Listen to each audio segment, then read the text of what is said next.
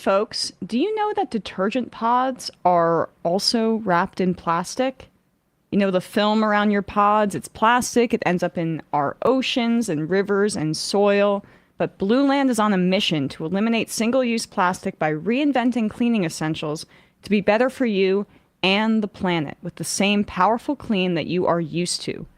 Blueland uses no single-use plastic in any component, from bottles, tablets, and wrappers to shipping. Their tablet packaging is fully compostable. Blueland products are effective and affordable. Their dishwasher tablets are proven to perform on baked-on, burnt-on stains. No rinse aid is needed. You can even have more savings by buying the refills in bulk or setting up a subscription. Their subscriptions are customizable and convenient, so you never run out of your most used products. Blueland is trusted in over 1 million homes, including mine. I use their dishwasher, tablets, as they say, not wrapped in plastic, so it doesn't get all over your dishes. You're not consuming plastic in your body, which is increasingly an issue. It does an awesome clean in my dishwasher, and it also takes up very little space. It comes in a really cute blue tin. We have it here in the office somewhere as well. We should show it at some point. You could reuse it for something else, or just keep using the Blueland products there.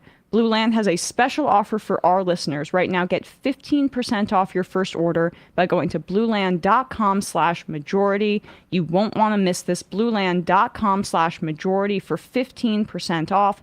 That's blueland.com/majority to get 15% off. These products are great. They're great for the planet, and they are affordable. So again, that's blueland.com/majority to get 15% off. And now, time for the show. The Majority Report with Sam Seder. The destiny of America is always safer in the hands of the people than in the conference rooms of any elite. Sam Seder. They are unanimous in their hate for me, and I welcome their hatred. We must guard against the acquisition of unwarranted influence, whether sought or unsought, by the military-industrial complex. The Majority Report with Sam Seder. Ever get the feeling you've been cheated?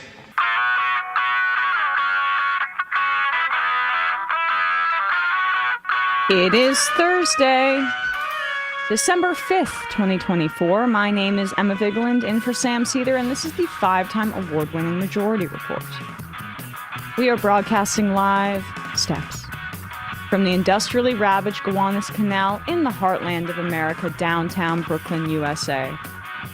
On the program today, John Carl Baker joins us to discuss the failed coup attempt in South Korea.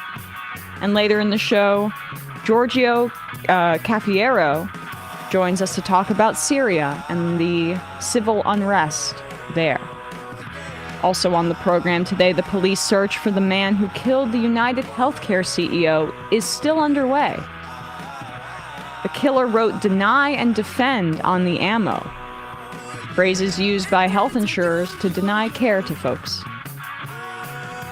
The right-wing Supreme Court indicates that they will uphold Tennessee's ban on trans care for minors, which has major implications for trans people in this country. A DOJ investigation finds that Memphis police routinely discriminated and violated the civil rights of the people they're supposed to be serving and protecting. Trump picks a J.P. Morgan executive to lead the Social Security Administration, another CEO in the populist cabinet. And he selects another billionaire, again, populist, Jared Isaacman, to lead NASA. Isaacman is an Elon Musk buddy, SpaceX investor, and a pro-privatization guy for space. Tulsi's nomination for Director of National Intelligence is on shaky ground, as Senate aides tell the press that their bosses legitimately think she's a Russian asset. Yeah, right. Some kind of asset. I mean, she's something. Russia, okay. I don't think so, but fine. Definitely a Chris Butler asset.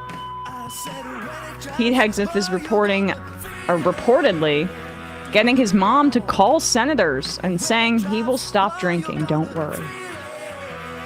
Jane Mayer of The New Yorker reported that Hegseth once chanted, "Kill all Muslims," at a bar event, by the way. And in somewhat related news, the anti-Semites at Amnesty International have concluded that there is sufficient evidence to suggest Israel is committing genocide. Trump's lawyers asked the Georgia Court of Appeals to dismiss the RICO election case. And lastly, Jerry Nadler will step aside to allow Jamie Raskin to be the top Democrat on the Judiciary Committee.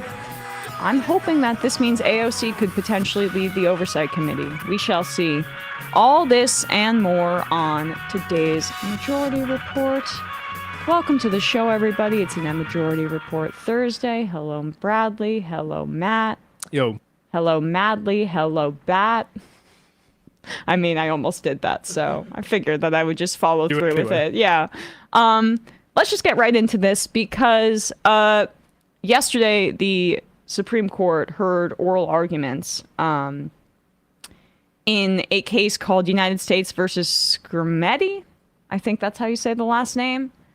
But this is really significant because this is going to determine really whether discrimination against trans people in this country is unconstitutional. And because this is a far-right Supreme Court, the arguments went in a way that makes it look likely that they are going to uphold this very sweeping ban on gender-affirming care for trans kids.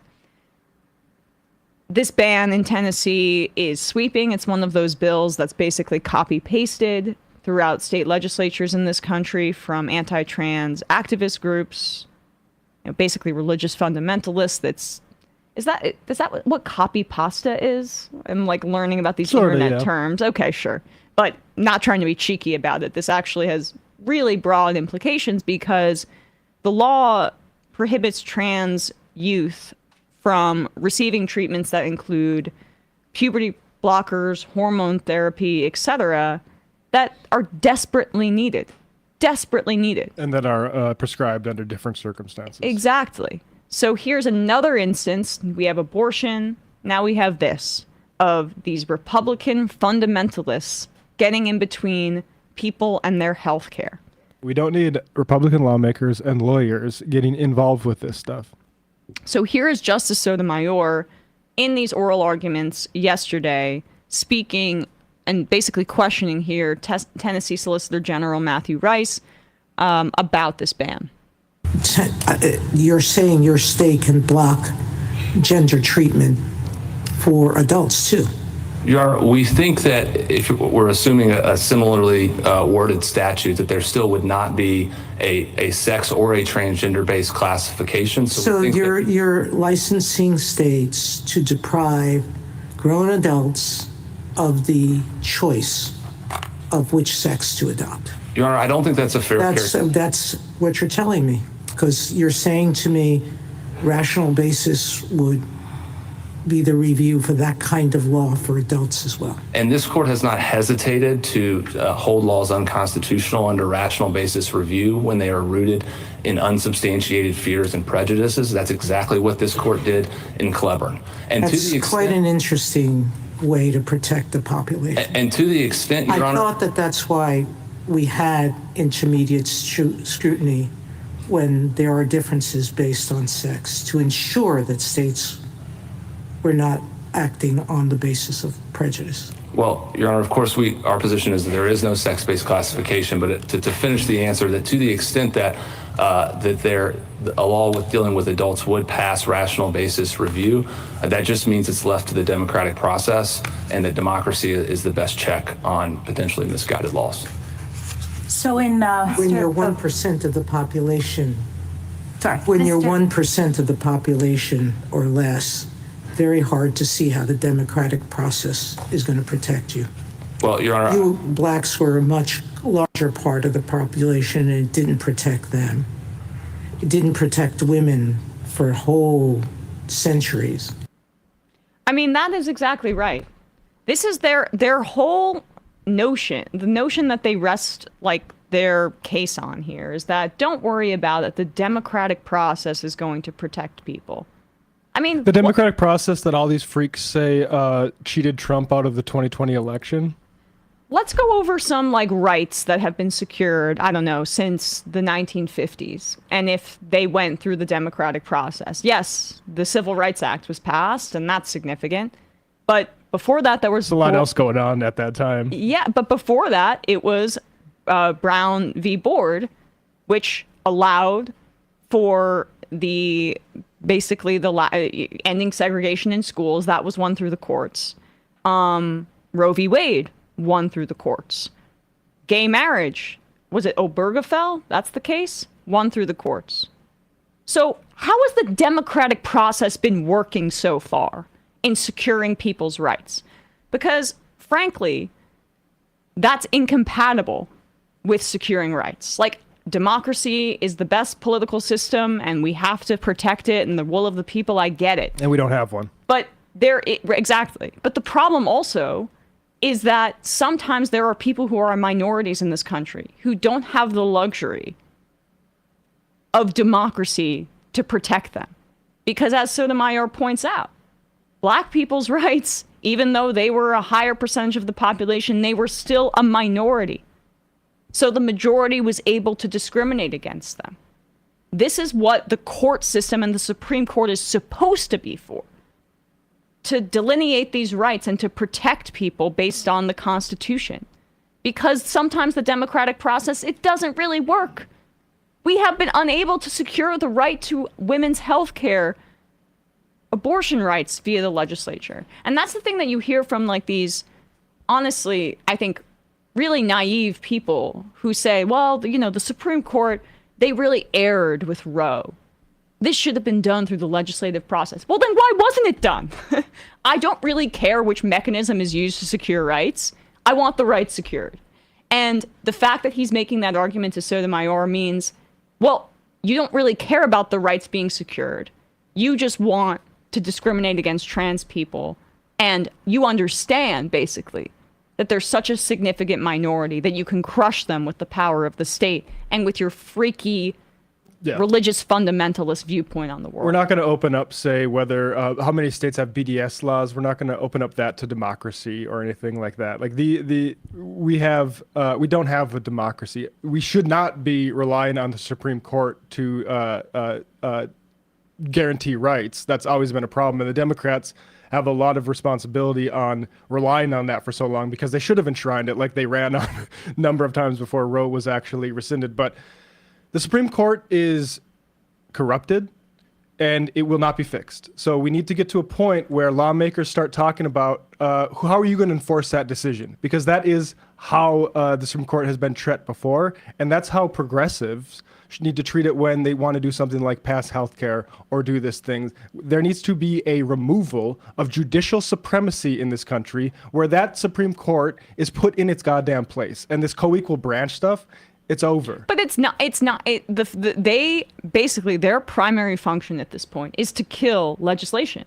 Or is to kill things that are done by the executive branch, whether it be the student debt forgiveness. Same as when the New Deal was trying to get off. And what did FDR have to do? Say, hey, I'm going to put you in your place if you don't get out of the way. And I'm sorry, there's no way forward besides that. But this is also liberal maintenance that is a failure. I mean, and that's what Biden ran on, right? The maintenance of our institutions that everybody hates for the reasons that we just described. I'm going to, and Kamala, by extension, I'm going to maintain these institutions. And if you ask anybody how they feel about the institutions, they're like, I want them broken. Yeah. So, like, this is a massive problem in terms of, like, the way that we've empowered these folks who act like high priests of America. It's actually it's anti-democracy. Yeah, right. Like, I'm sorry, I cut you off. We agreed that we got to this point at the same time. It's anti-democracy, and the idea that we're gonna save democracy by like respecting that institution. No, that institution is a slaver's institution. Get it out of here. Exactly. A word from our sponsors before we speak to our first guest. Do you notice how the days are shorter? I mean, it really is getting dark. I mean, it's like depressing me. I mean, we have nice work hours, and it's still barely get to enjoy the sunshine. Yes. But your to-do lists, they're still long, not like those days. Power through your busy days with Factor's no prep, no mess meals. From breakfast to dinner and anything in between, Factor has easy, nutritious options to keep you fueled and feeling your best. Whether you like routines or you enjoy mixing things up, Factor has you covered with 35 different delicious meals every week and over 60 additional convenience options you can add to your box, like keto cookies, pressed juices, and smoothies. Don't let shorter days slow you down. Stay energized with America's #1 ready-to-eat meal delivery service. We want to thank Factor for sponsoring the Majority Report. Factor lets you do you. Choose from 6 menu preferences to help you manage calories, maximize protein intake, avoid meat, or simply eat well-balanced, all ready to eat in just 2 minutes. Head to factormeals.com/50majority and use code 50majority, one word, no spaces, to get 50% off your first box plus shipping. Because Factor's meals are chef prepared and dietitian approved, you are going to love not only how Factor's meals taste, but how they support your goals. And check this out, Factor is cheaper than takeout and dining out. Put the money you save towards holiday shopping and reaching your financial goals. Find guilt-free comfort foods like home-style chicken and gravy and loaded mashed potato pork chops. I literally was just saying that I needed to eat more this morning. My energy levels are low, and this is making my mouth water. Feel-good vegan options like sweet potato and chickpea curry, Jesus, and globally inspired flavors like Peruvian shrimp and red pepper collie grits. Can I have this right now, please? There's no sacrifice in quality for convenience with Factor. Weekly menus offer ways to treat yourself to a restaurant-like meal experience with gourmet plus dishes that feature premium proteins and seasonal sides like broccolini, leeks, and asparagus. How does truffle butter filet mignon... You're torturing me, Factor. Truffle butter filet mignon and garlic herb roasted barramundi sound. Mouth-watering, right? Right! Stay on your A game with quality ingredients you can trust and quality you can taste in every one of Factor's fresh, never frozen meals. Use your time more efficiently, so important during these dark winter months. Let Factor take you your shopping, prepping, cooking, and cleaning off your daily to-do list. Head to factormeals.com/50majority and use code 50majority to get 50% off your first box plus free shipping. That's code 50majority at factormeals.com/50majority to get 50% off your first box plus free shipping while your subscription is active. And lastly, is it selfish or brilliantly anti-capitalist to gift your loved one something that also benefits you? When it's a bidet, everyone wins, because the gift of a clean booty keeps giving for life. I'd like to thank Tushy for sponsoring this episode. Right now, Tushy Bidets is dropping deep discounts on bidet life essentials that transform your bathroom habits and your butt for life. Now's the time to take away the boring gifts and dirty habits and save on luxury lifestyle upgrades that you can use every day. Go to hellotushy.com/TMR. The Tushy bidet easily attaches to your existing toilet, so you don't need additional plumbing, electricity, and washing with a precise stream of water removes 99% of bacteria compared to wiping with toilet paper. And it just makes sense, folks. It just makes sense. Water, not a dry piece of paper. This is why we're... Think about it, okay? Yeah, just think long and hard about going to the bathroom and think about what a bidet would mean in your life. We are so uncivilized in this stupid country. Like, I was just watching Real Housewives of New Jersey, and they go to Italy, and there's bidets everywhere, and they love it, and, we should do this more in the United States, but a lot of places just don't have the setup for it. But Hello Tushy makes it easy. It's easy to use. Installation is simple. It takes around 10 minutes to complete. Anybody can do it. People who have made the switch to Tushy use up to 80% less toilet paper, no more clogged toilets. Save your money and your ass at the same time. Every Hello Tushy bidet comes with a 30-day hassle-free return and 12-month warranty. If you have been waiting to upgrade your bathroom or grab the perfect gift for anybody in your life and their Christmas list, now is the time. Sam loves his Hello Tushy bidet. He talks about it often. Too often for my liking. But he can speak to how much it's improved his life. Give the gift of practical luxury that benefits everyone in your household. Go to hellotushy.com/TMR now to grab your deal before it is gone. Don't forget to give us a shout out while you are there and let them know that we sent you. That's hellotushy.com/TMR for the best gift this holiday season. All right, folks, quick break. And when we come back, we're going to be talking about what happened in South Korea.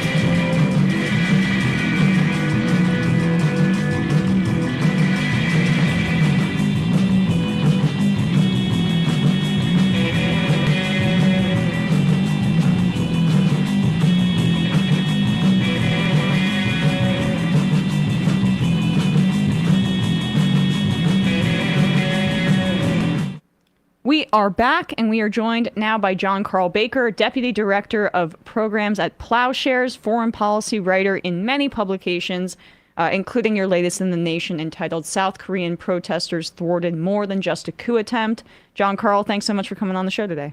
You're very welcome. I'm glad to be here. So, can you just give us basically a breakdown of what happened earlier this week on Tuesday? You know, President Yoon of South Korea, he declared emergency martial law. I was seeing it was the first time since 1979. It shut down the National Assembly, but he ended up being thwarted in this effort. Yes, it was a pretty short-lived attempt at seizing power. But basically what happened is that on Tuesday night, Yoon made a big announcement that he was instituting emergency martial law. And then he sent soldiers to the National Assembly, possibly to arrest any legislators who happened to be there. There were, you probably saw videos online of tanks rolling through the streets or some kind of military troop transports rolling through the streets of Seoul. There were helicopters circling around. And then there were police blocking the way into the National Assembly and trying to keep legislators out because Yoon does not have support in the National Assembly. It's very much opposed to him. And all they really had to do, which is what they ended up doing, is hold a vote to rescind his order and end martial law. So it was a very stunning set of hours. It began and was really shocking for people, but really in only a few hours, the whole attempt had failed. And one of the big reasons that it failed is that as soon as it happened, South Koreans understandably were extremely shocked. And they have a robust, kind of democratic history. They've, thrown out presidents in recent years, and they themselves struggled against dictatorship for many years. So they took action, headed to the National Assembly, and called for legislators to enter. And then in some cases, they actually helped them enter the assembly. And eventually, legislators got in there, took a vote, and rescinded the order, and Yoon had to stand down. So it's a real victory for not just usual democratic processes, which is, I think, the way that it's kind of being celebrated by a lot of governments, but it's a real victory for mass democracy in South Korea, which has a really robust tradition of it. And of course, these are the kinds of things where you see this and you go, gosh, could the United States have learned their lesson and thrown out the people that attempted to overthrow the democratic results of the 2020 election? But what do you know? We just reelected that guy for a second term. But I mean, so it's a 300-member National Assembly. I saw that basically they voted 190-0 to rescind martial law. He apparently controls 108 out of Yoon does out of the 300 members of that National Assembly. The like that's obviously 190-0 out of 300. That means 110 members didn't vote. Can you explain that dynamic to us? Sure, yeah. And a lot of this is still in play right now. We're still figuring out exactly what's going on. There were some conservative supporters who did actually vote against him, but not all of them voted. And, I think really what this says is that the South Korean Conservative Party still has not really escaped the legacy of the dictatorship.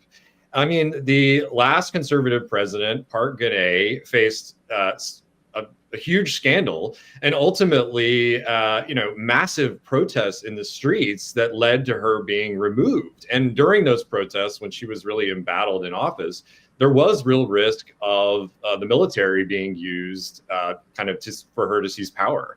And it's pretty shocking that we're here yet again in South Korea with the Conservative Party flirting with military dictatorship. And, I think it's alarming that more conservative legislators, haven't been willing to speak out about what happened. I'm glad some of them did.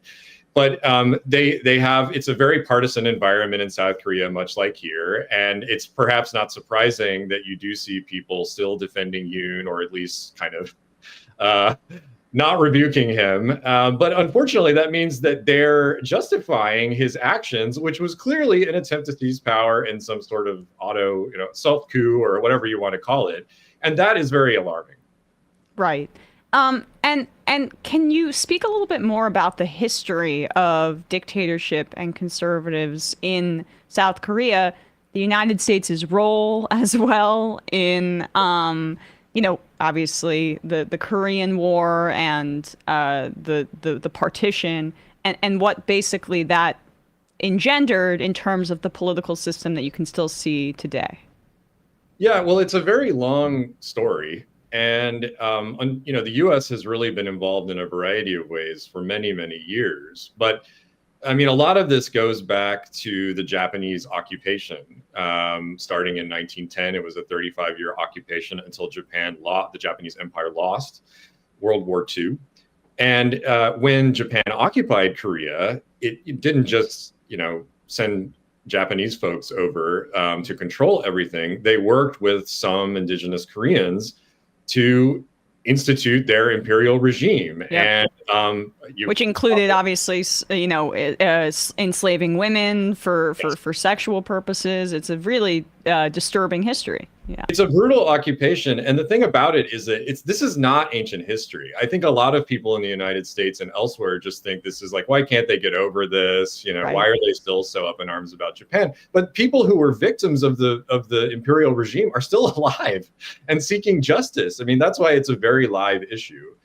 So anyway, they worked with some Koreans who were basically imperial collaborators. And it's not surprising that the people who were willing to work with the Japanese Empire were conservatives, right-wingers in South Korea. And also people who represented, industry, capital. And basically that didn't just go away after the end of World War II. Some of those same people continued on in government. They continued on in the political system. And the roots of South Korean conservatism really do go back to that period. And so you have this history of dictatorship, as you mentioned. South Korea had a very shaky history anyway after it was liberated, from Japan. But it did go through at least, two very intense periods of outright dictatorship. And that was Chun Doo-hwan in the 1980s, 1980 to 1988, and Park Chung-hee from 1962 to 1979. I mean, that is a long period of outright dictatorship. And it's worth noting that I mentioned Park Geun-hye earlier, who was thrown out of office thanks to the Candlelight Revolution. She is the daughter of one of these dictators. So it's a very real, very live history that connects South Korean conservatism with military dictatorship. And in terms of Yoon specifically, can you talk a little bit about his record over these past years since he's been in power, and how it led to this particular moment in which he tried to seize power in this way? Well, I think the most important thing for people to know about this is that he was elected in a very, very tight election. I basically squeaked through. And he's never had support in the National Assembly. So it's very hard to make policy and pass legislation when the unicameral South Korean legislature doesn't agree with you. And why was he reelected then? If there's that schism, I mean, between the members of the parliamentary body where he has so few allies, and yet he still got reelected just recently. I think it's hard to say exactly what the reason was. I mean, I think there were some reasons that people were unhappy with the previous liberal government. In general, it ended up being a lot more popular than Yoon. Yeah. But there were periods of time, particularly at the end, where there were some scandals and controversy. And so it's understandable why people might, vote for a change. But it didn't extend to the assembly. And just earlier this year, they had another election and the opposition won even more seats in the assembly. So Yoon has really not been able to do a whole lot. And unfortunately, the flip side of not being able to accomplish a lot is that he's been faced with scandals. He's, said and done things that have angered people. There's been concerns about corruption, and he's been extremely unpopular. This is the thing that I think is so fascinating about the fact that the U.S. hung many of its hopes and dreams on this petty, tyrant, is that the guy didn't have popular support in South Korea, and he basically hasn't had support the entire presidency. I mean, that's never stopped the United States before, so I guess I'm not that shocked. It's a fair point. But, one would think if they really had these long-term strategic designs, they might think about what, the risks of associating themselves with someone like Yoon, especially in South Korea, which has such a robust democratic civil society and really just does not suffer the risk of dictatorship at all. So it was a real mistake, I think, on their part to do what they did and become so associated with Yoon. And I read that he's used his veto power like many, many times in a way that is almost unprecedented. And there were some allegations about his wife and corruption there. Can some of those examples, if you don't mind, just giving people some context? Sure. Yeah. I mean, he has vetoed quite a bit. Some of these have involved the assembly attempting to investigate, him and people around him, and so he has stopped actions like that.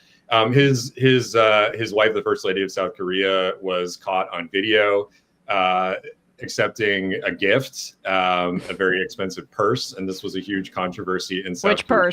Which purse? I think it was Christian Dior. Okay, interesting. Right. I was hoping for a Birkin, but anyway, keep going. Yeah, I believe that's right. Not up on my high fashion purses. Okay.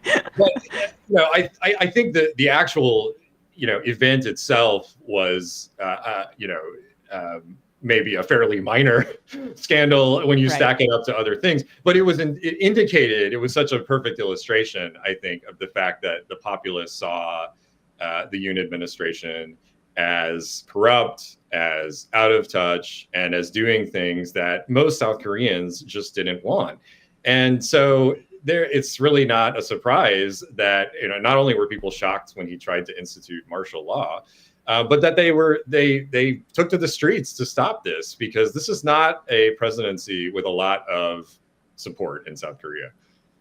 So where do they go from here?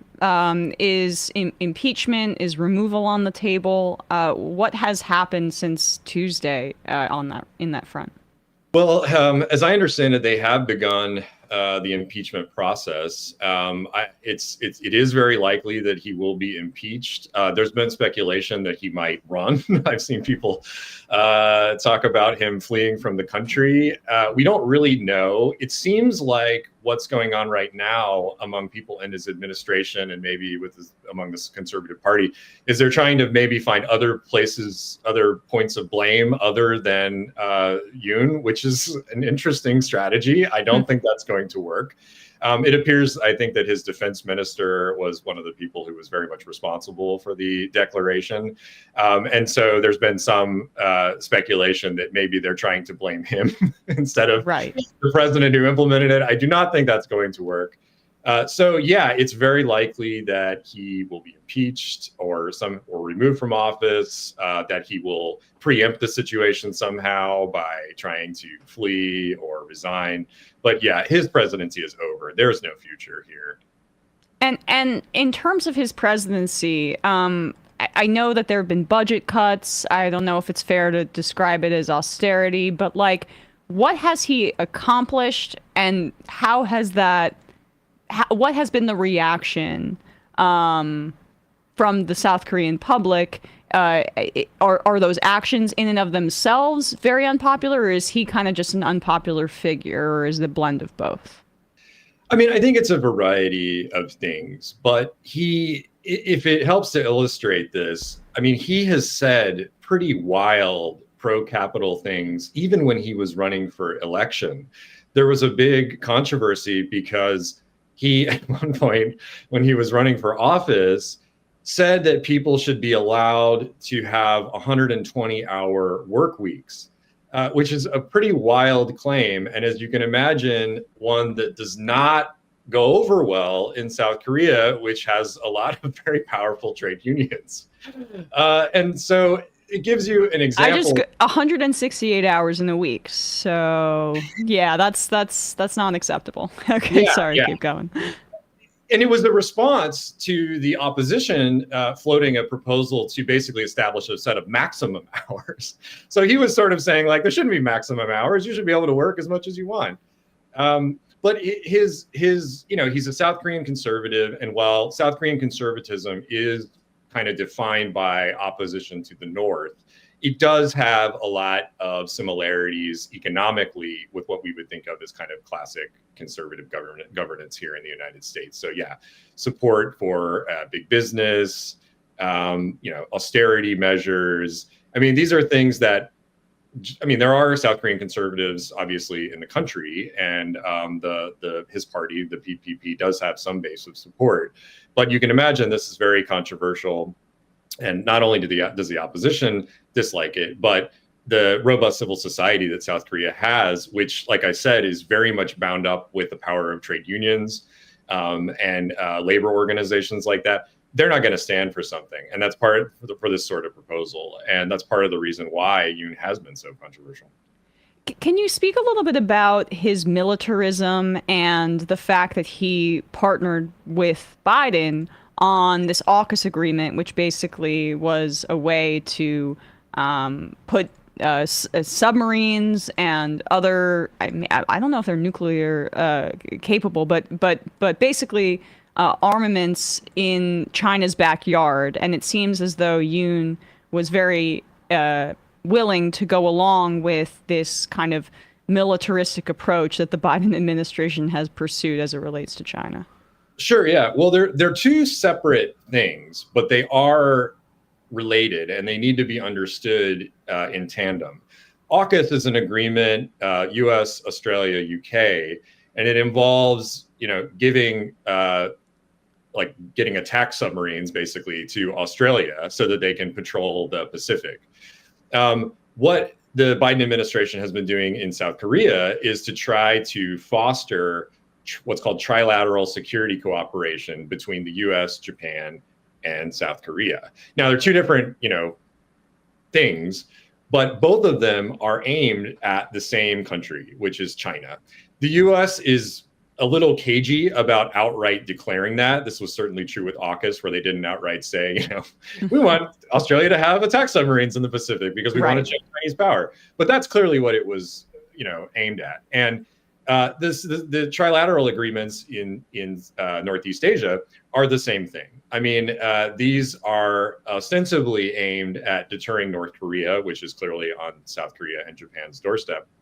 But it would be very foolhardy to think that is the extent of it. This is about creating an anti-China bloc in Northeast Asia.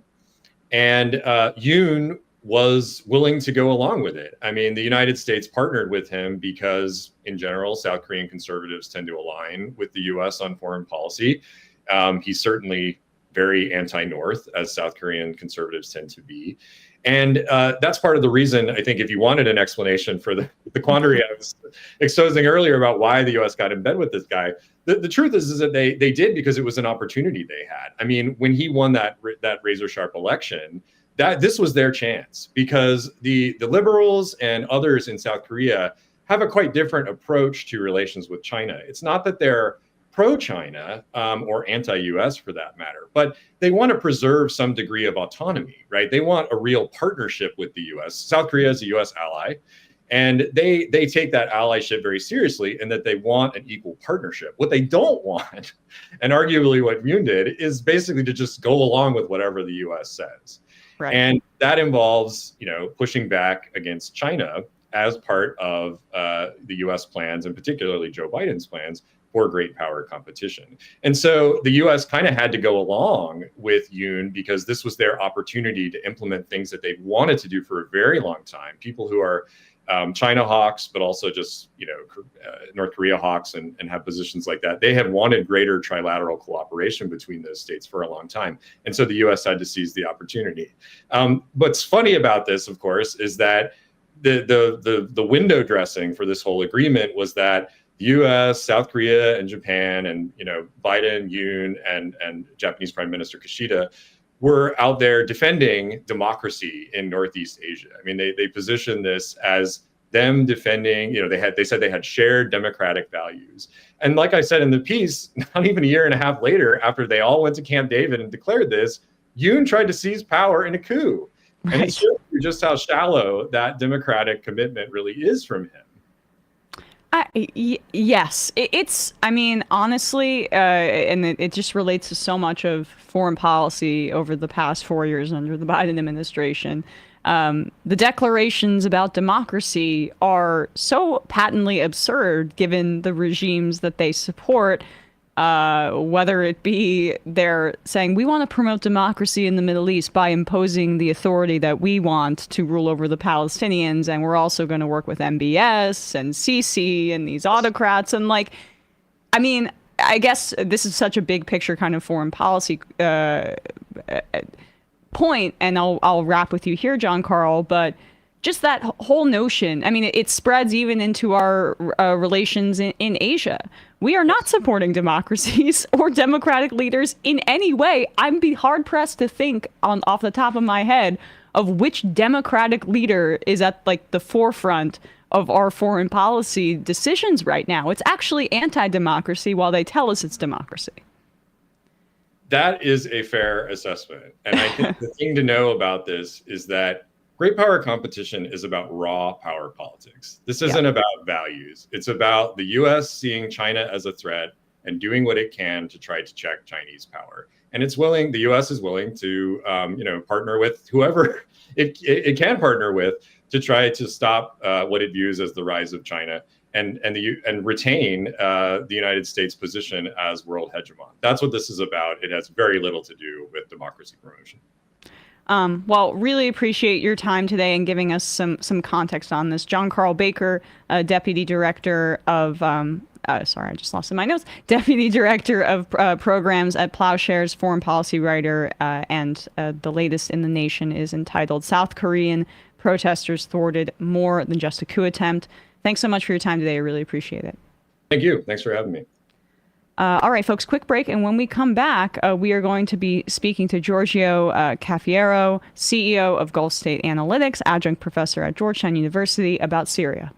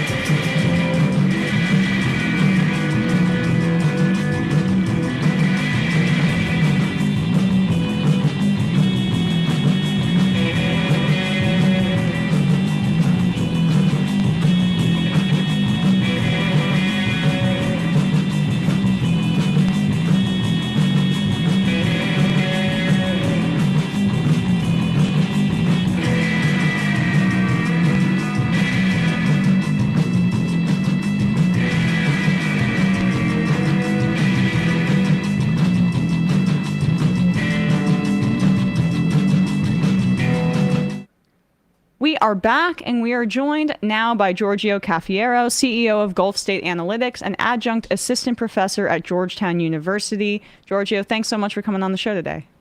Good to be with you. So, Syria, can you give us a rundown of the recent events? I know opposition fighters seized Aleppo last week. What is the context of this recent flare-up? Sure. First of all, it's really an honor to be a guest on your show. Thank you for having me on. Thank you. Back when the Arab Spring erupted in Syria in 2011, the country quickly spiraled into a gruesome civil war that involved many outside actors that had various interests in Syria. In 2015, Russia intensified its military intervention to support the government led by President Bashar al-Assad, which was also receiving a lot of support from Iran and various non-state actors backed by Iran, chiefly Lebanon's Hezbollah. And that sort of turned the tide in the Syrian civil war, again, this being in 2015.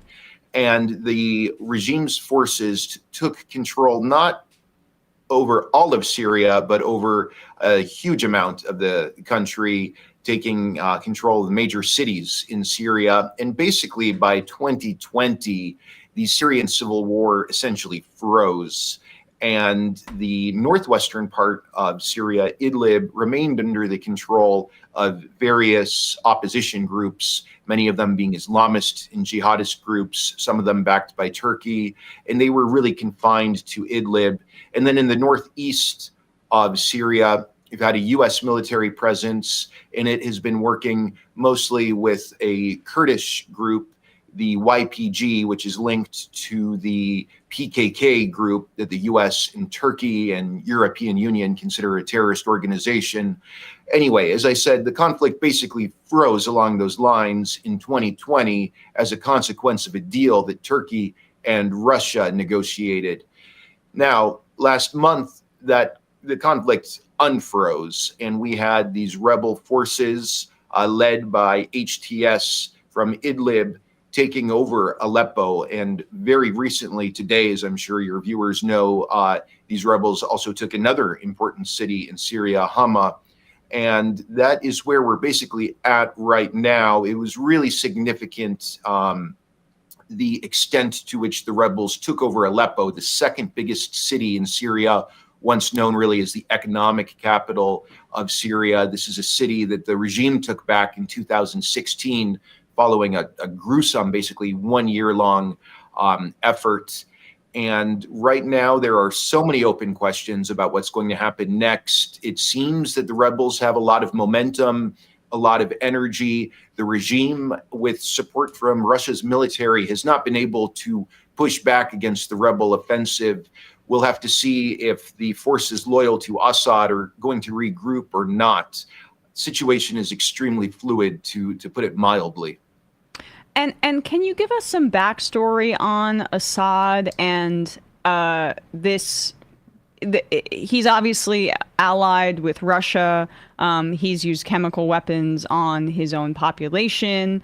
But he's also a part of, I would say, the anti-US empire axis within the region. So there's some complicated politics there. But if you could just give people a sense of how that fits into, U.S. interests in the region and Assad's relationship with that.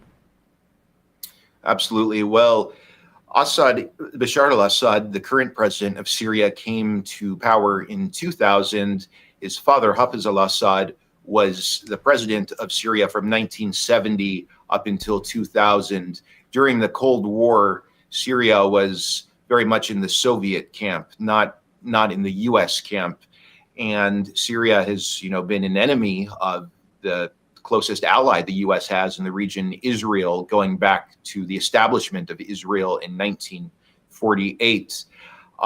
Syria has committed itself to resisting many aspects of U.S. foreign policy in the Middle East for many, many decades. And I think an important point to bring up here is that Syria was one of very few Arab countries that embraced the Islamic Revolution in Iran in 1979.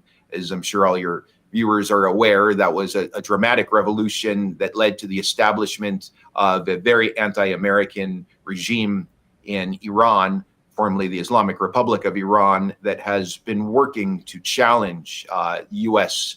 foreign policy interests in the Middle East and elsewhere in the world too. The Syrian government and the new Iranian government were very much bonded by a set of shared strategic interests, and there were some ideological synergies. And Syria and Iran have maintained a very close alliance ever since the Islamic Revolution of 1979 in Iran. And Syria has played a critical role in helping Iran project its influence throughout the Middle East.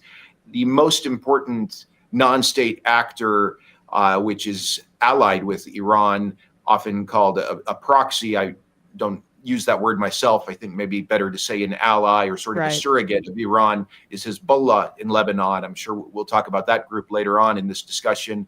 But it is through Syria that Iran has been able to arm and train Hezbollah. And the Syrian government has supported Hezbollah over the years. In 2006, when the Lebanese organization fought Israel to a standstill, the Syrian and Iranian governments were giving a lot of support to the organization. And then, of course, after the Syrian civil war began, Hezbollah played a very important role in terms of helping the Assad government maintain its power. The Lebanese group sent many of its fighters into Syria, who played a very critical role in some key battles that turned the balance in favor of the Syrian government. But the main superpower, the main global power that is the most important ally for Syria is Russia, which really sees the survival of Assad's government as extremely important, not only to Moscow's ability to assert itself as a powerful actor in the Middle East, but the relationship that Moscow has with Syria is important to Vladimir Putin's ability to project power on a global level as well. And Syria in particular and Hezbollah, if you don't mind just fleshing this out, I mean, for people that may not have, I have a horrible geographic sense of place, so I need visual aid. So I'm going to just put this up there in case people need a reminder of Syria is a large country, and you see Iraq next to it. But Syria is right next to Israel, as is Jordan and Lebanon. And much of what Israel's aim has been in their ethnic cleansing and genocide of the Palestinians has been to push the Palestinians out of the West Bank, and you can see there that's eastward, into Jordan, into the desert, and that when I believe that under Trump, they're going to attempt to ethnically cleanse the entire West Bank and maybe annex it, push Palestinian, the 3+ million Palestinians in the West Bank into Jordan. That is their aim. But Syria being right there and being antagonistic to U.S. interests is quite relevant here. And of course, Lebanon and Syria being so close together and Hezbollah being that presence is important. So with that context for our audience, can you flesh out a little bit more Hezbollah's role in Syria, and how active they are in Syria, and how honestly the timing of this plays into the ceasefire that Israel immediately breached with Lebanon, but also, of course, the ongoing genocide in Gaza? Yeah, great questions. So obviously the main state sponsoring Hezbollah is and always has been the Islamic Republic of Iran, and Hezbollah's ability to be so heavily armed has always depended on support from Tehran. So as the map you just put up can help everyone understand, for obvious geographic reasons, Syria has been so important to Iran's ability to keep sending weapons to Hezbollah in Lebanon. Now, bringing us to last year and this year with the hostilities that broke out between Hezbollah and Israel one day after Hamas launched its incursion into southern Israel. So bringing us back to October 8th of 2023, Hezbollah, in solidarity with the Palestinians in Gaza, launched attacks against not Israel proper, but the Israeli military presence in a tiny part of southern Lebanon that Israel occupies. And that quickly escalated into intensifying hostilities between Hezbollah in Lebanon and Israel, which drastically intensified in September of this year. And Israel dealt very severe blows to Hezbollah, killing its Secretary General Hassan Nasrallah, other high-ranking figures in the Lebanese organization. It took out much of the group's arsenal, and they also decimated important strategic points along the Lebanese-Syrian border that have been very important from the standpoint of Hezbollah's ability to receive these arms flows coming in from Syria and, by extension, Iraq and Iran. Point being, as a consequence of this warfare with Israel, Hezbollah is in a much weaker position. Add to that, Iran has a presence in Syria. There are many Iran-linked militias that have been on the ground in Syria, and they, along with Hezbollah, have played critical roles in terms of essentially shoring up the Syrian government and enabling Assad to maintain his control over the majority of land in Syria. But because of what Israel has done, not only in terms of its warfare against Hezbollah inside Lebanon, but also the Israelis have been relentlessly bombing Iran-linked targets in Syria. Iran and these Iran-linked surrogate groups are much weaker. And as a consequence of that, the Syrian government's hold on power has significantly weakened. And the anti-Assad rebels who were pushed into Idlib were able to take advantage of these dynamics. Add to the mix, Russia has also been on the ground in Syria, helping the fragile Syrian state maintain the control that it was able to hold for a number of years. But because of the conflict in Ukraine, the Russians have not been able to put the types of resources into Syria that they were prior to February 2022. And all of this is to say the Syrian state has been in a much weaker position, and the rebels seized the opportunity, taking advantage of Israel's warfare against Hezbollah and Iran-linked groups in Syria, as well as the conflict in Ukraine, to wage this offensive on Aleppo and other parts of Syria. And why did, how, for broader context on this ongoing conflict, how did tensions in this internal civil war initially abate, basically? Back, I guess what it was in 2013. I have a fuzzy memory of this. You can fill me in on the dates, but like what were the circumstances that led to the conflict kind of taking a breather, basically? And was that a big part of why the government is so fragile, because it was a really tenuous position since the last flare-up of extreme violence? Yeah, great question. So again, going back to 2015, when Russia intensified its direct military intervention, that was a game-changing moment in the Syrian civil war. Had Moscow not gotten involved in the way it did, I don't know if the Syrian government would have survived. Perhaps rebel groups would have overthrown Assad's regime. But in any event, Russia, in coordination with Iran and Lebanon's Hezbollah, helped turn the tide of the civil war and really essentially solidify Assad's position, at least in Damascus and in other parts of the country. But, there are many, many serious problems in Syria. There are crippling economic sanctions that Western countries have put on Syria that have done a lot to choke the economy. The Syrian regime is also guilty of extremely high amounts of corruption, which have also caused very serious problems in the country. The state doesn't have control of Idlib. It doesn't have control of northeastern Syria. There are many non-Syrian groups from countries such as Afghanistan, Pakistan, and Lebanon that have been on the ground in Syria. And I think the morale of the Syrian Arab army was very low. Huge economic problems in the country. And I think all of these factors have to be considered when we're trying to understand why the state has become so weak. But again, there's also these regional and international variables, with Hezbollah being dealt some extremely severe blows by Israel in recent months, then also Russia not having the bandwidth. What all of this says is that Assad's ability to maintain the grip that he had on much of Syria, at least until late last month, was due to the foreign support that he was receiving from regional and international allies. And what is the relationship between the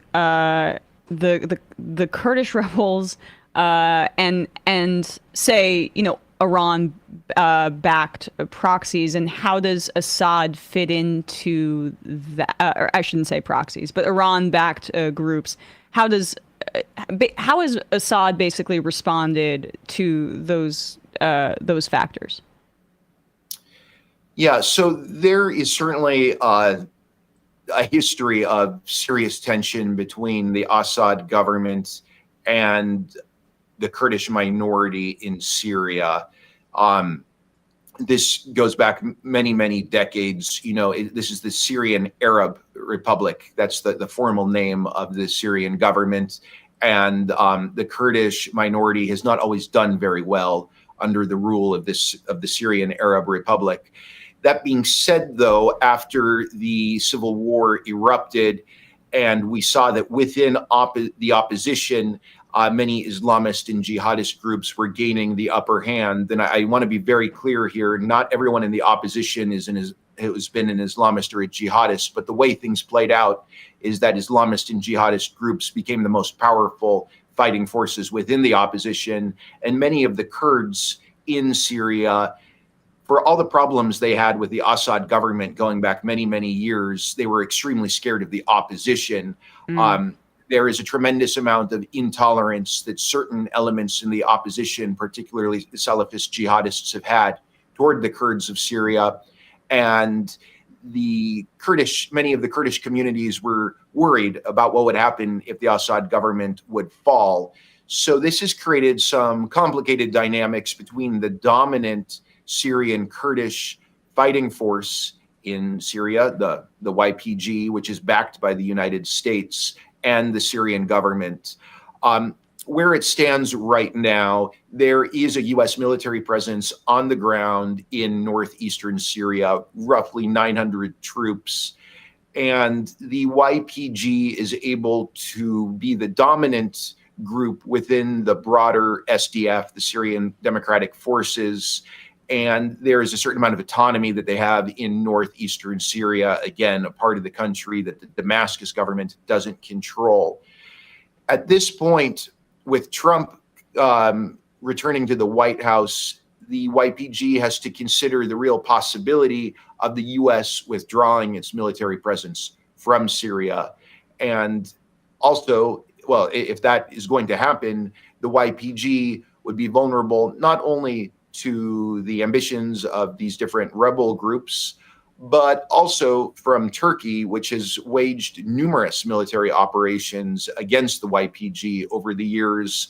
And I think what we will see if the U.S.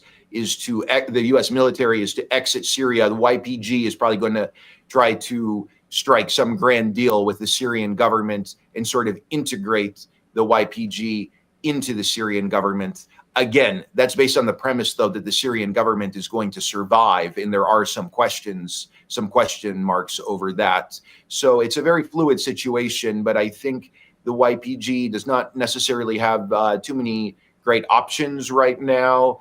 But if Assad is going to maintain his power, and perhaps if Syrian regime forces launch a counteroffensive and they can take back some of the land they recently lost, I think probably the YPG is going to see integration into the Syrian state, not as an ideal course of action, but probably the least worst option for the YPG.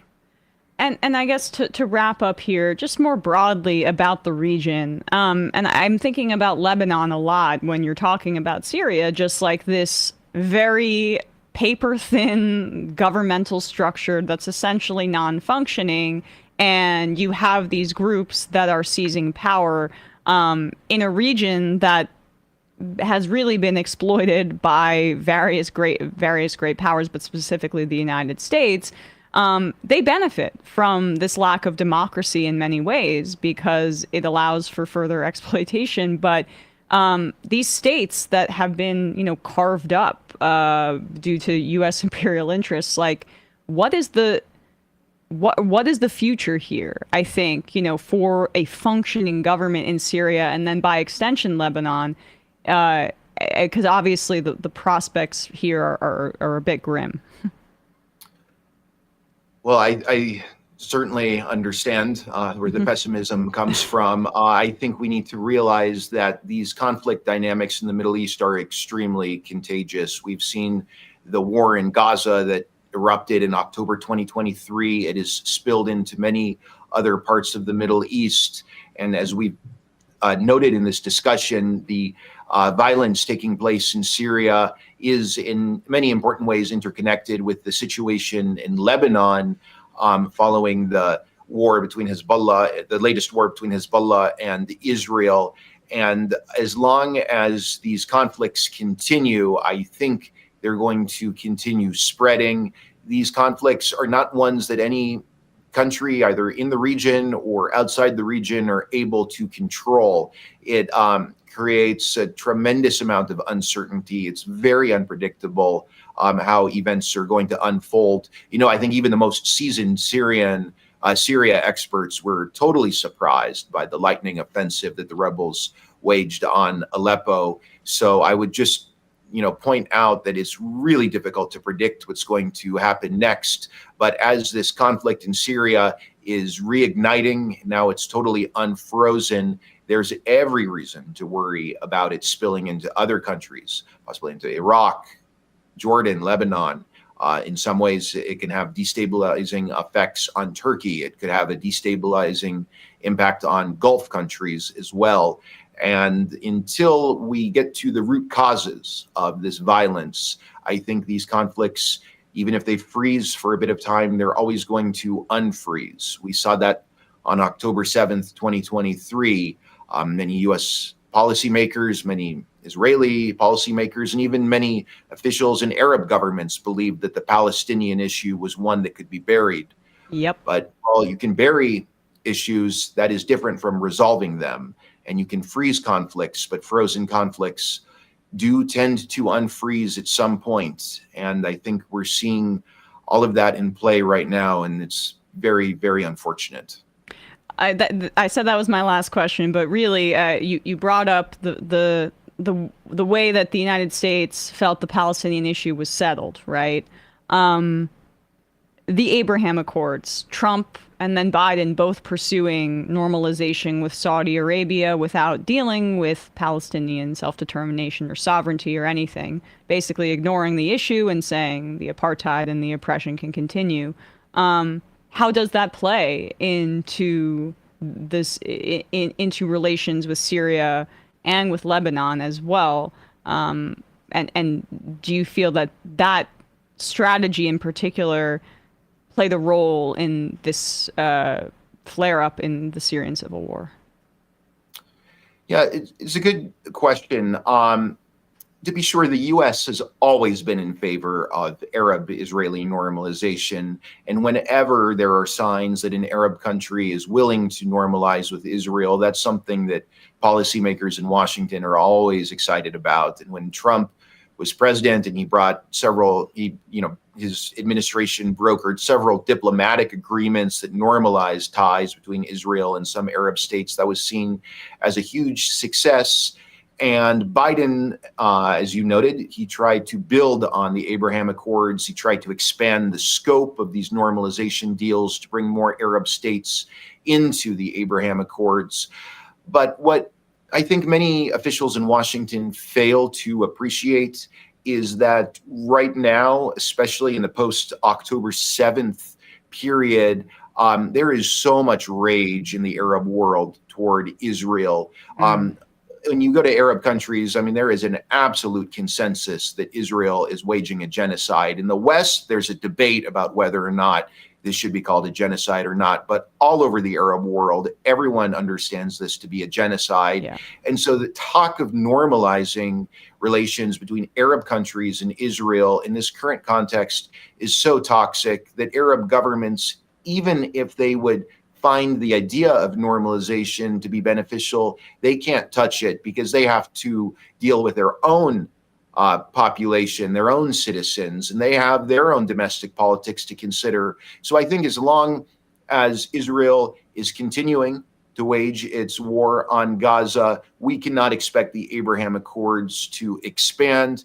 That being said, I have no doubt that probably even between now and when Biden leaves in January, his administration will still continue efforts to bring more Arab countries, chiefly Saudi Arabia, into the Abraham Accords. I'm convinced it will fail. And I'm sure when Trump comes back in January, his administration is going to try to continue bringing more Arab states into the Abraham Accords. But again, there's certain dynamics in the region that make it so Arab states just simply cannot agree to normalize with Israel. And even, I'll end by saying, even if there's a ceasefire in Gaza tomorrow, the legacy of what Israel has been doing in Gaza for the past 14 months will make it so that probably for many years, Arab states that are not currently in the Abraham Accords are not going to formally join.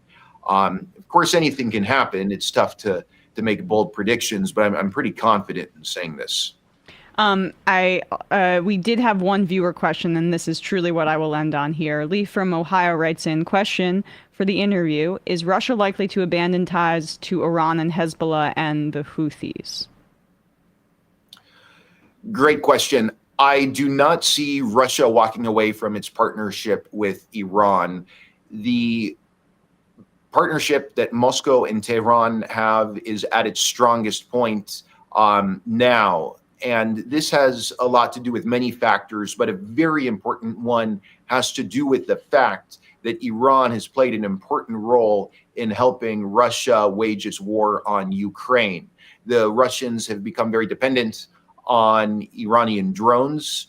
And at the same time, as the U.S.-Israeli alliance remains hostile toward Iran, Iran has no choice but to work with Russia. And therefore, it's very difficult for me to imagine these two states moving away from the partnership that they've spent years developing. That is not to say that there are no conflicts of interest between Iran and Russia. And one place where we actually do see some of those conflicts of interest are in Syria. And this brings us to the role of groups such as Hezbollah and other non-state actors that are backed by Iran on the ground. We need to keep in mind that Russia is Syria's ultimate security guarantor. And when Israel bombs these Iran-linked groups inside Syria, that happens because Russia permits it to happen. Russia has not had, at least up until now, Russia has not had a problem with Israel doing that. And that is something which has caused officials in the Iranian government to be a bit bitter, or I should say quite bitter, toward the Russians. So there's no love between the Iranian and Russian governments, but they're both, the leadership in both countries, very pragmatic. And they see that in the big picture, within the context of challenging U.S. hegemony, they both see the partnership between Tehran and Moscow as very, very important to their national interests. Again, I repeat, I don't see either Russia or Iran wanting to walk away from their bilateral partnership. Well, really appreciate your time today, Giorgio Cafiero, CEO of Gulf State Analytics, and also a adjunct assistant professor at Georgetown University. Really appreciate your time today. Thanks so much. The pleasure is all mine. Thank you. All right, folks, with that, we are going to wrap up the first part of this program and head into the fun half. We will take your calls. The number is 646-257-3920. Matt, what is happening on Left Reckoning? Yeah, Left Reckoning. I should have. Why am I blank? I'm too focused on the healthcare CEO. Vivek Chibber. Oh yeah, Vivek Chibber has a new podcast out, Confronting Capitalism, based on a book that he wrote a couple of years ago. But it's the podcast version available on the Jacobin radio feed. I think he's one of the clearest communicators on Marxism and sort of the way. His most recent book, Class Matrix, I think is really important for everybody caught in the "we need a liberal Joe Rogan" discourse, and this is a messaging problem issue. And it also gets into one of the failures of Marxism itself, or understands of Marxism, which is that capitalism will lead people to resist. And it does lead them to resist, but unfortunately not in a collective manner, but in individualist manner. So it's still the material conditions, but and not the culture that's making us go wrong. But we need to figure out how to have people address it collectively. So patreon.com/Left Reckoning. I was talked with a guy from The Lever about crypto's success in the recent elections, and it was a massive, unmitigated success. And on ESPN, Bradley and I will be giving our picks against the spread. Week 14, very close competition. YouTube.com/ESPN show. Do we have Matt Binder? We have Brandon soon. But as a reminder, folks, this show relies on your support. We're about to enter an era where we could use it. So join themajorityreport.com. You can become a member. It just helps us. And even if you don't want IM, which you could if you become a member, it's just a good thing to do to help us out if you have the ability. And if you don't, you can always email us at majorityreporters@gmail.com, and we will hook you up with a membership regardless. So that's how we grift. Brandon, how are you doing on the discourse? I see that channel is thriving over there. It's thriving. We have so many viewers. It's so daunting, but I manage it somehow. I'm doing well though. I hope you're doing well as well also. I am doing well. What is happening over there on that thriving channel, the discourse? Well, yesterday we did a little bit of a swamp. Yesterday we did a little bit of swamp watch. We did some updates on Pete Hegseth. I know you guys were also talking about Lil Pete and his debaucheries. And I don't know, you've heard of the Kash Patel guy? Did you guys? I was just about to ask you because I'm looking at it right now. Hold on. Yeah. Okay. So I know we have the book. We have the children's book. Okay. So you have the children's book. Yeah. Did you listen to the song? We did not listen to the song. Maybe that's what we need to be doing in the fun half, I think. The song is pretty good. I mean, I had listened to like a J6. I made my audience listen to like a J6 prisoner rendition of like the Pledge of Allegiance said over Trump, like reading the Constitution, because Kash Patel was like hawking that too. Okay. So yeah, then the song for the books, and by comparison, were really good. But yeah, so we do a little bit of that.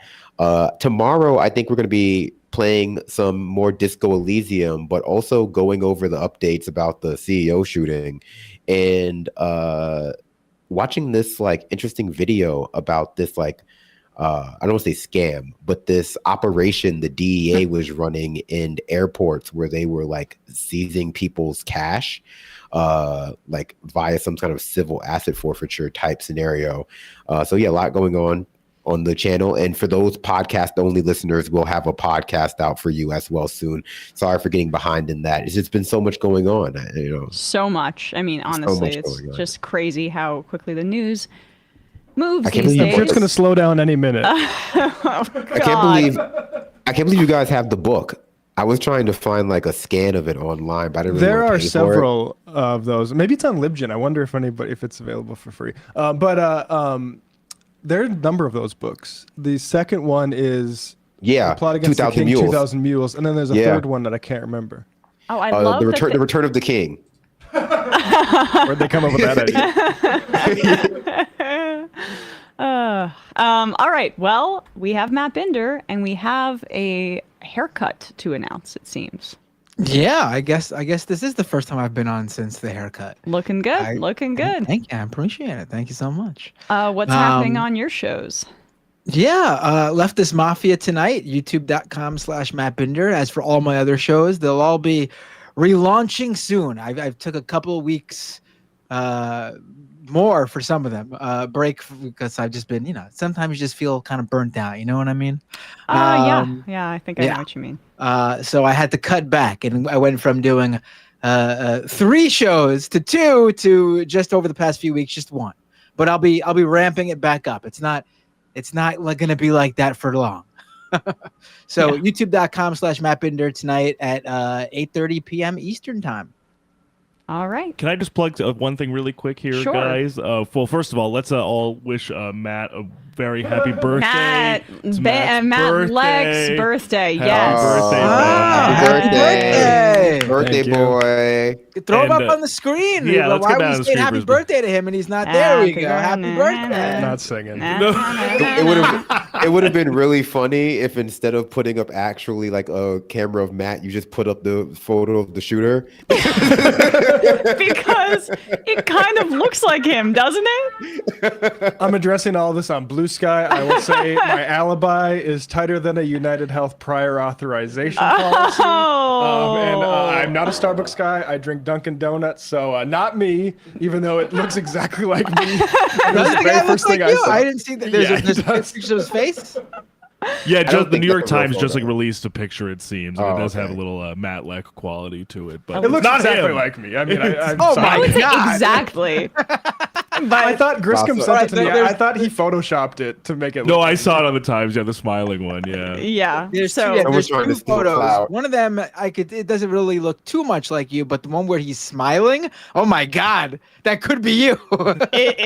I mean, and we do have him on air here at That's the right. Majority Report during. not at 6 a.m., but Oh well, that's true. Right. That's But true. The perfect it must alibi. have been in my sleep. 'Cause I'm not getting up that early. Some people sleepwalk, some people sleep eat, and other people sleep kill United Healthcare CEOs. Wow, what's this charge for City Bike on my car?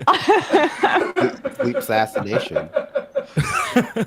Anyway, But- happy birthday to Matt Leck. It's happy birthday, Thank you. Matt. Thanks I gotta for say, all the early escaping gifts I on a got. city bike is very someone who lives in Brooklyn. I gotta be honest. It wasn't a city bike. I think City Bike came out and said it was not a city bike. It wasn't. Yeah, no, that was a false lead.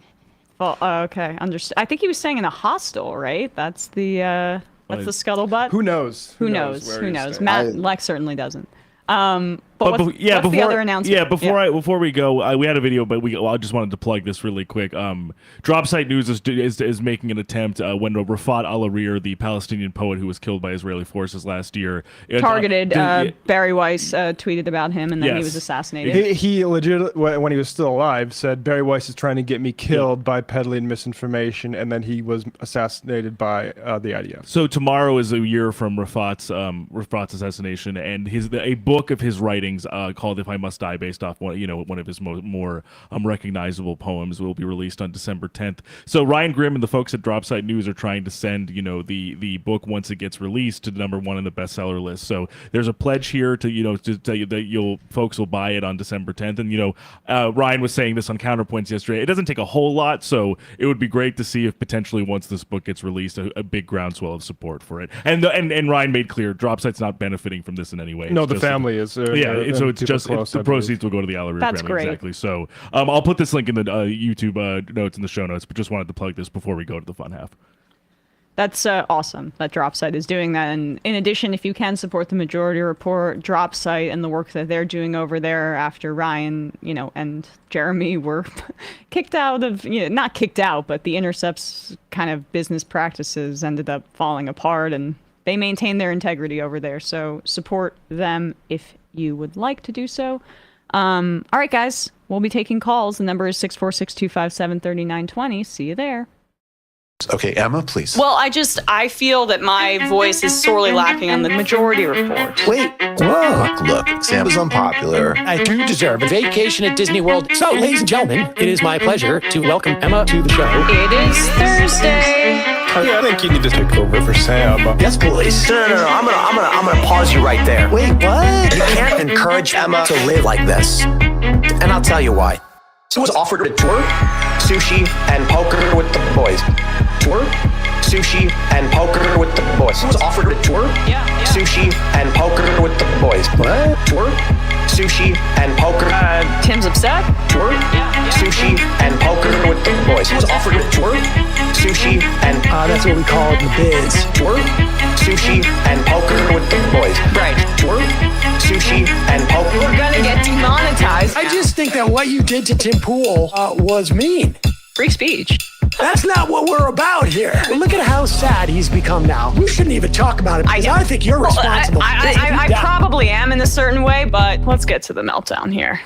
Tour, sushi, and poker with the boys. Oh my God. Tour, wow. Sushi. I'm sorry, I'm losing my fucking mind. She was offered a tour, sushi, and poker with the boys. Logic. Tour, sushi, and poker with the boys. Tour. I think I'm like a little kid. I think I'm like a little kid. I think I'm like a kid. Tour. I think I'm like a little kid. I think I'm like a little kid. I had this debate 7,000 times. A little kid. I think I'm like a little kid. I think I'm like a kid. Tour. I'm losing my fucking mind. Some people just don't understand. So I'm not trying to be a dick right now, but I absolutely think the U.S. should be providing me with a wife and kids.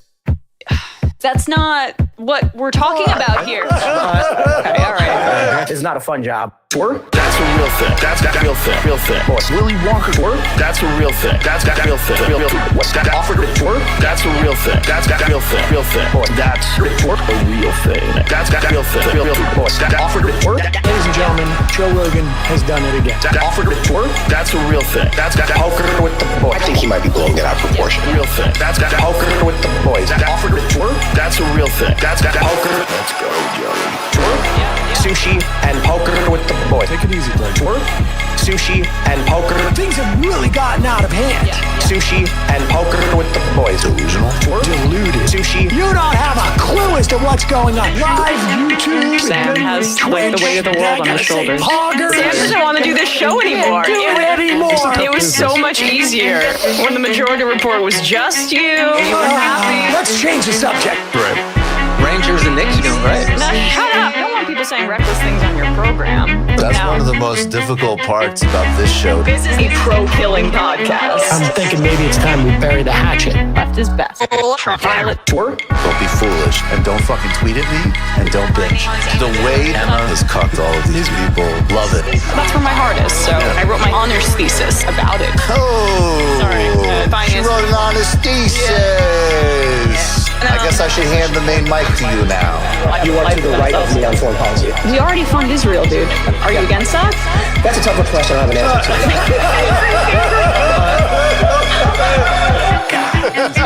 to. Incredible theme song. Hi, Bumbler. Emma Vigeland, absolutely one of my favorite people.